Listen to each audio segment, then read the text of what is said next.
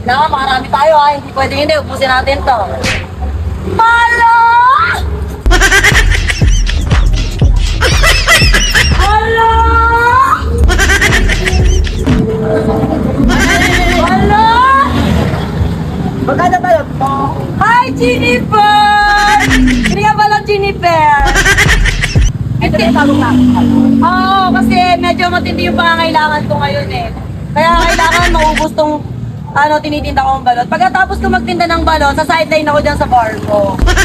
Magtitinda ka ng balot, dalawa ka duty mo? Para safe. Alam mo naman ngayon, marami masasamang tao. Baka mamaya, imbis na kikitain ko na lang, mapupunta ko sa kanila. Ano yung balot mo? Yung balot ko kasi, special to. Di ba may nakakita ka mga balot na mura, 25 pesos? Oo. Peki yun. Magkano yan? 175. 170? FDA approved. Ano yung trade? May DTI ako. Jennifer, kumukuripot ka.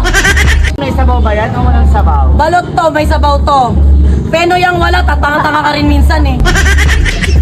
Pakikap na pa si Jennifer kung may pera. Baka mamaya nagsasaya tayo ng panahon dito, hindi naman bibili. Ubad. Grabe ka pa! Kung may pera, hindi ako nagpag-usap sa mahirap. Ilan? Isa. Putra ko yun. Ano yung binilang isa na bibilin mo? Isa lang.